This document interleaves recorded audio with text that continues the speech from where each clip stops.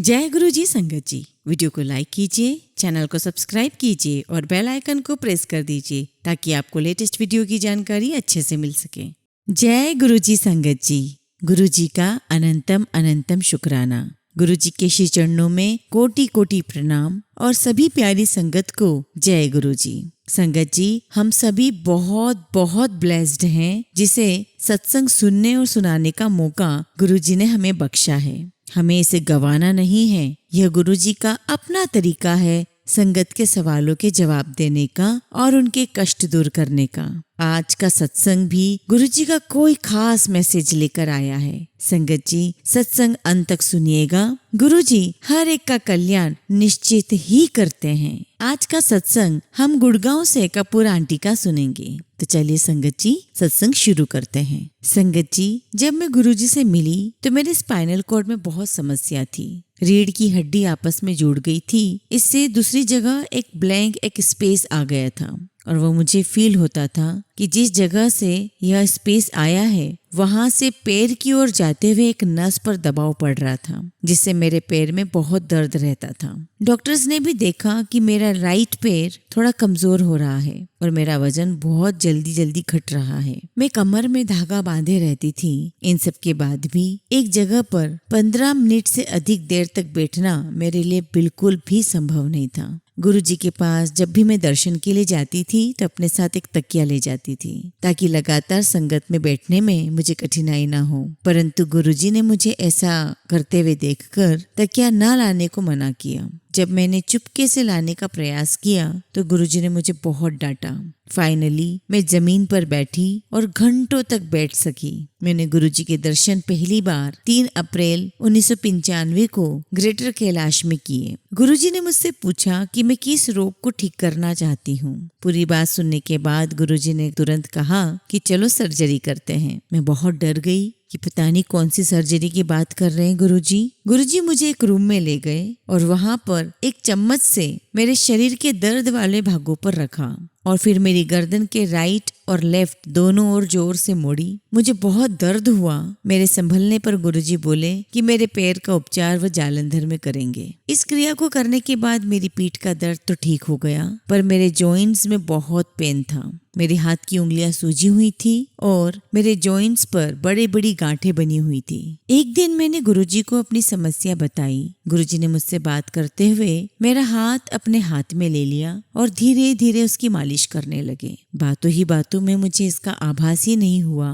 मैं गुरुजी को बताती रही कि मेरे हाथ में कितनी समस्या है। अंत में गुरुजी ने मुझे टोका और अपना हाथ देखने को कहा। संगत जी, मेरे जॉइंट्स में कोई दर्द नहीं था। जो गांठें थी वो गांठें भी दिखाई नहीं दे रही थी। मेरे हाथ, मेरी उंगलियां पहले की तरह सुंदर पतली हो गई थी। यह सब होते हुए मुझे पता भी नहीं चला। गुरुजी ने एक बार मुझे बताया था कि मुझे वह मरने नहीं देंगे। गुरुजी ने मुझे जीवन के 10 साल और दे दिए हैं। वह मुझे बचाते रहेंगे और मेरी बीमारी ठीक करते रहेंगे। उनके ये शब्द बार बार सच साबित हुए हैं। एक दिन मुझे पेट में बहुत दर्द हो रहा था। मेडिकल टेस्ट से पता चला कि मेरे पैनक्रियाज में पथरी हो गई है। सबसे बड़ी पथरी आधा इंच तक मोटी थी। डॉक्टर ने मेडिकल टेस्ट शुरू किए और बताया कि सर्जरी ही लास्ट सॉल्यूशन है। गुरुजी उस समय जालंधर में थे और उन्होंने उनके दिल्ली लौटने पर सर्जरी करवाने को कहा। मैंने कहा कि मुझे दर्द सहन नहीं हो रहा है। गुरुजी ने अपना हाथ वहां पर अपने पेट पर रखा और यहाँ मेरा दर्द समाप्त हो गया। मैंने गुरुजी के लौटने की प्रतीक्षा की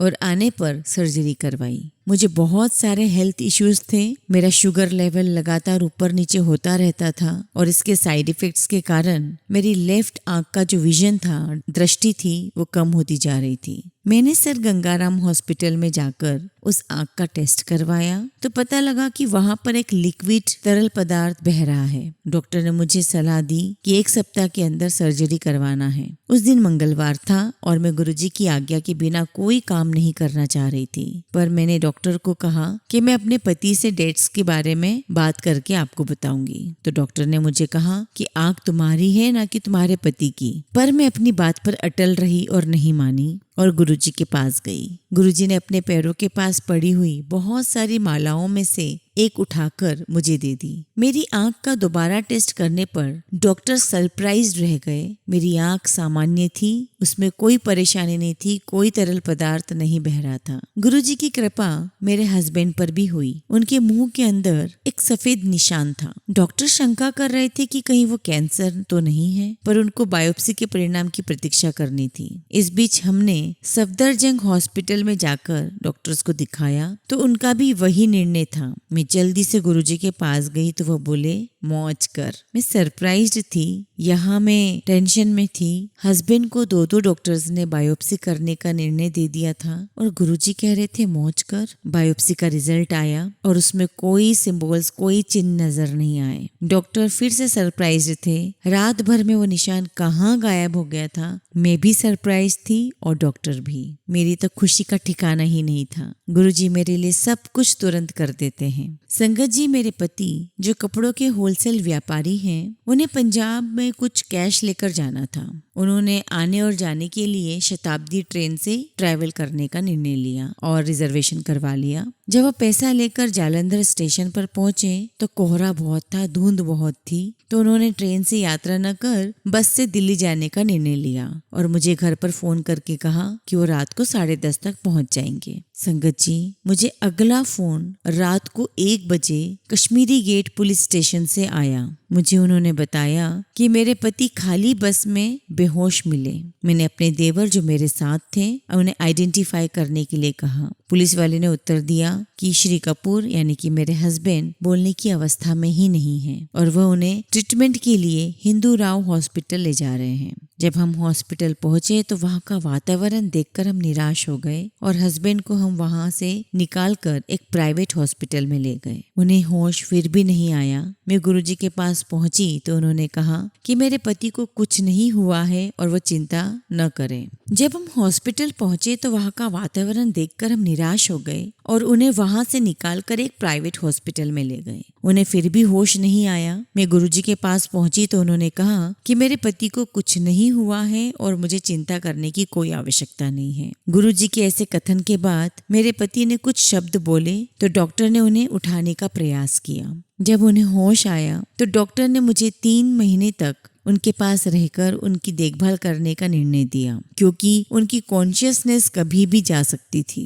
परंतु मैं जानती थी कि यह मेरे लिए संभव नहीं है, क्योंकि मुझे शॉप पर भी जाना पड़ता था। गुरुजी से बात करने पर उन्होंने बताया कि वह बिल्कुल स्वस्थ हैं और ऐसा कुछ नहीं होगा, और ऐसा ही हुआ। मेरे हस्बैंड फिर से कभी बेहोश हुए ही नहीं और वो ठीक हो गए। जब मेरे हस्बैंड ठीक हुए तो उन्होंने बताया कि बस में उन्हें किसी ने कुछ खाने के लिए बिस्किट्स दिए और उसने स्वयं भी खाए। उसके बाद जब हस्बैंड को होश आया तो वो अपने आप को हॉस्पिटल में पाए। परिवार को पैसा खो जाने का दुख था, किंतु गुरुजी ने कहा कि वो चिंता नहीं करे। हमारी सारी समस्या उन्होंने दूर कर दी थी। गुरुजी ने कहा कि पैसा तो वो और दे देंगे। संगत जी, गुरुजी ने हमारी आशा और आवश्यकता से अधिक पैसा दिया। मेरे हस्बैंड, मैं और मेरी सास गुरुजी के दर्शन के लिए चंडीगढ़ गए थे। हम रात को पहुंचे थे और गुरुजी ने हमें उसी समय वापस लौटने के लिए कहा। हम वहां से रात के 2 बजे निकले। संगत जी, उन दिनों पंजाब में आतंकवादी घटनाएं बहुत होती थी। थोड़ी दूर चलकर जब हमने देखा कि चंडीगढ़ अंबाला हाईवे बंद किया हुआ है तो हमारी चिंता और बढ़ गई। हमें पंचकुला होकर जाना पड़ा। उस अंधेरी रात को अंधेरे रास्ते से गुजरते हुए, जहाँ पर रोशनी भी नहीं थी, कोई व्यक्ति नजर नहीं आ रहा था, कोई गाड़ी नजर नहीं आ रही थी। हम सब बहुत डरे हुए थे।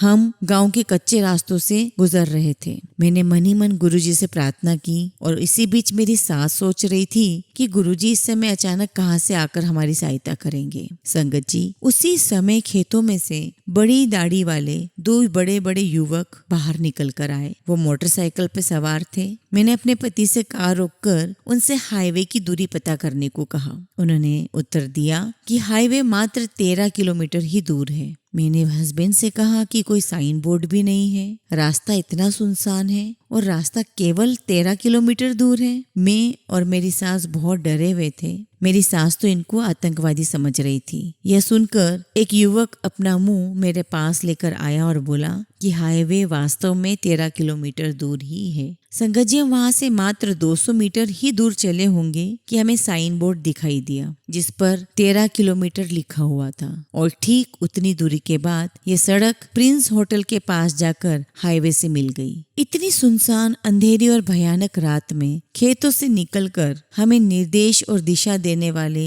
वो लोग कौन थे और कहाँ चले गए, यह सब गुरुजी को ही पता है, और गुरुजी के आशीर्वाद से ही हम सकुशल बाहर आए। हालांकि गुरुजी की सहायता कभी कभी पता होती है संगत को, परंतु कई बार उनके ढंग रहस्यपूर्ण और निराले होते हैं। उनके काम करने के तरीके और शब्दों को समझने के लिए अपने दिमाग पर दबाव डालना व्यर्थ है। अगले सत्संग से आपको स्पष्ट हो जाएगा कि गुरुजी की क्रियाएं भक्त के कर्मों से संबंधित है। क्या किसी को पता है कि वास्तव में वो क्या करते हैं? संगत जी, गुरुजी ने मुझे और श्रीमती सबरवाल को हर दिन बड़े मंदिर आने को कहा। हम दोनों गुड़गांव में रहते थे और बड़ा मंदिर हमारे घर से 20 किलोमीटर दूर था, परंतु हम दोनों रोज बड़े मंदिर जाया करते थे। एक शाम को जब हम बड़े मंदिर जा रहे थे, हमने ब्रिस्टल होटल के पास गुरुजी की कंटेसा गाड़ी खड़ी देखी। फिर क्या था, हम दोनों गुरुजी के पास चले गए। गुरुजी उस दिन बहुत सरस और मिलनसार भाव में थे और हमने इसका पूरा लाभ उठाया और वहीं उनसे आधे घंटे तक बात करते रहे। फिर गुरुजी ने चाट खाने की इच्छा व्यक्त की और पूरी संगत मानेसर स्थित हल्दीराम पहुंच गई। गुरुजी ने बाहर एक गार्डन में विश्राम करने का विचार किया और हम वहीं पर चले गए। गुरुजी वहीं गार्डन में लेट गए। जैसे ही गुरुजी लेटे, फिर क्या था, पूरी संगत उन्हें आराम देने में लग गई। किसी ने रुमाल से हवा की, किसी ने चुन्नी का तकिया बनाया और सब उनके चारों ओर घेरा बनाकर बैठ गए। हर भक्त उनकी सेवा करना चाह रहा था। गुरुजी के मनोरंजन करने का एक अनुभव भी संगत को हुआ। पास में ही खड़े हुए एक डॉक्टर हमारे पास आए और अपना परिचय देते हुए उन्होंने हमसे पूछा क्या हमें कोई उनकी हेल्प की जरूरत है, क्योंकि गार्डन पर लेटे हुए सज्जन की अवस्था ठीक नहीं लग रही थी। जब हमने उनको आश्वासन दिया कि सब कुछ ठीक है,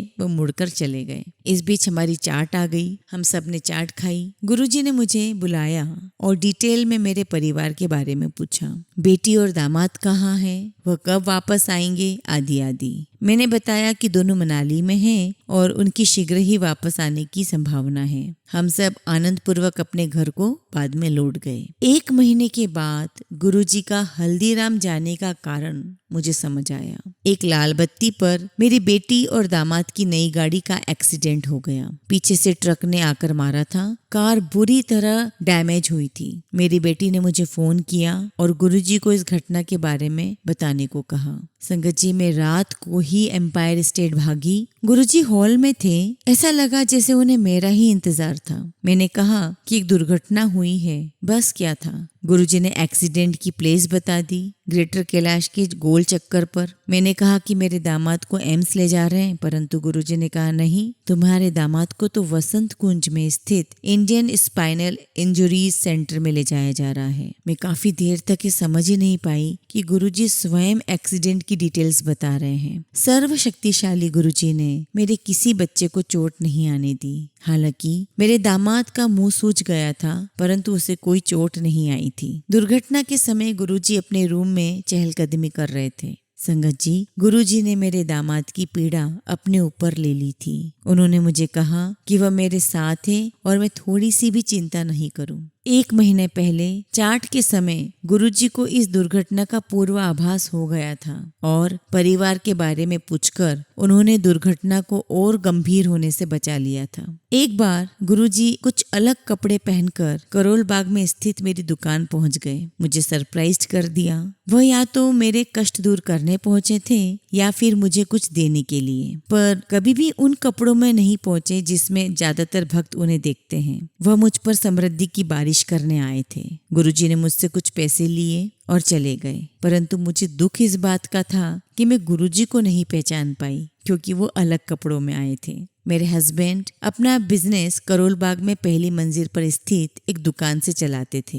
एक दिन सुबह एक अपरिचित उनकी दुकान पर आया। उसने अपना आइडेंटिटी कार्ड दिखाया और कहा कि उसे कुछ चिल्लर चाहिए। उस समय मैं दुकान पर बैठी थी और उसने कहा कि वह होलसेल व्यापारी है और उनके पास छुट्टा नहीं है, परंतु मेरे पति ने उनकी सहायता करने के लिए दुकान के एक कर्मचारी को 6,500 रुपए का चेक देकर एक अपरिचित के साथ बैंक भेज दिया। वह व्यक्ति बैंक में गया और वह कर्मचारी बाहर ही खड़ा रहा। बहुत देर तक प्रतीक्षा करता रहा। जब वह नहीं आया तो उसने बैंक के सुरक्षा कर्मियों से पूछा। बैंक के सिक्योरिटी गार्ड ने बताया कि ऐसे हुलिये वाला कोई व्यक्ति ना तो बैंक में आया है ना बैंक से बाहर गया है। वह कर्मचारी दुकान पर लौट आया। जब उसने पूरा किस्सा हमें सुनाया तो मैं बहुत दुखी हुई। मैंने सोचा कि मेरे और मेरे हस्बैंड जैसे अनुभवी व्यापारी को एक परिचित ने इतनी आसानी से ठग लिया था। मैंने यह सब गुरुजी से बताया तो उन्होंने कहा कि उन्होंने हमारी समस्याएं दूर कर दी है। उन्होंने यह भी कहा कि पैसा वही लेकर गए थे। एक अन्य अवसर पर एक बहुत लंबा व्यक्ति जिसका सिर लगभग छत को छू रहा था दुकान पर आया और अंदर झांकने लगा। उसने कमर पर एक पुराना सा कपड़ा बांधा हुआ था। आवारा समझकर मैंने उसे वहां से जाने के लिए कहा। एक कर्मचारी ने कहा कि मुझे तो ये भोलेनाथ जैसे दिख रहे हैं, तो मैंने उसे 2 रुपए दे दिए और जोर देकर वहां से जाने के लिए बोल दिया। वो चला गया। परंतु आश्चर्य की बात ये थी कि दुकान के सिक्योरिटी गार्ड ने उसे ना तो अंदर आते हुए देखा था ना ही बाहर जाते हुए। शाम को जब मैं गुरुजी के पास गई तो अपने आप में बहुत शर्मिंदा हुई। गुरुजी ने मुझसे कहा कि जब वह दुकान पर आए थे तो मैंने उन्हें केवल 2 रुपए ही दिए थे। मुझे बहुत शर्म फील हुई, बहुत एम्बैरेसमेंट लगा कि मैं क्यों गुरुजी को पहचान नहीं पाई। गुरुजी का आदेश था कि मैं दुकान पर बैठूं। हालांकि मुझे दुकान के बारे में ज्यादा कुछ पता नहीं था, पर मैंने गुरुजी की आज्ञा का पालन किया। उसके बाद जब गुरुजी जालंधर गए तो मैं उनके स्वरूप के सामने बहुत रोती थी। मैं शिव पुराण भी पढ़ती थी और माला लेकर ओम नमः शिवाय शिवजी सदा सहाय, ओम नमः शिवाय गुरुजी सदा सहाय का पाठ करती थी। जब भी मुझे गुरुजी की सुगंध आती थी मैं अपने घर से कपड़े बदलकर तुरंत जालंधर चली जाया करती थी। एक ऐसे ही दर्शन पर गुरुजी ने मुझसे कहा कि मैं उन्हें इतना याद ना करूं और ना इतना रोऊं। साथ ही ओम नमः शिवाय शिवजी सदा सहाय मंत्र का ज्यादा से ज्यादा पाठ करूं। मेरे इतना याद करने के कारण गुरुजी मेरी दुकान पर आते रहते थे। एक बार एक संत दुकान पर आए और उन्होंने कहा कि वह मुझे एक माला देना चाहते हैं। जब मैंने अपना हाथ बढ़ाया तो संत ने मुझे झुकने के लिए कहा और माला मेरे गले में पहना दी। उन्होंने ये भी कहा कि मैं यह माला हमेशा अपने गले में डाले रखूं। इसके बाद गुरुजी मेरे यहाँ एक बार फिर आए मेरे नाती को कड़ा देने के लिए। ठीक वैसा ही कड़ा गुरुजी ने मुझे भी दिया है। जब मैंने दुकान पर बैठना शुरू किया तो मैंने वहां पर गुरुजी का स्वरूप लगा दिया। गुरुजी ने मना किया तो मैंने वापस गुरुजी का स्वरूप घर ले गई। दुकान पर 5 महीने तक जाने के बाद गुरुजी ने मुझे अपना स्वरूप लगाने की इजाजत दी। उसके बाद व्यापार में दिनों दिन वृद्धि होती चली गई। हमारे पिछले सब घाटे सारे नुकसान पूरे हो गए। एक बार मेरे हस्बैंड ने किसी व्यक्ति को किसी पर्टिकुलर दिन 3 लाख रुपए देने का वादा किया था। हमारे पास 3 लाख रुपए का छठा भाग भी नहीं था, इतने भी पैसे नहीं थे। अब वो कैसे पैसे देंगे मैं यही सोच में थी। हस्बैंड ने कहा कि उस दिन 2 व्यापारियों से पैसे लाने हैं, अगर वो पैसे आ जाएंगे तो वो उनका हिसाब पूरा कर देंगे। हस्बैंड पैसे लेने गए तो एक ने उन्हें अगले सप्ताह आने के लिए कह दिया और दूसरे ने कहा कि वो अगले दिन पैसा देंगे। पैसा न मिलने पर हस्बैंड ने करोल बाग की गुरुद्वारे के सामने से गुजरते हुए गुरुजी से विनती की।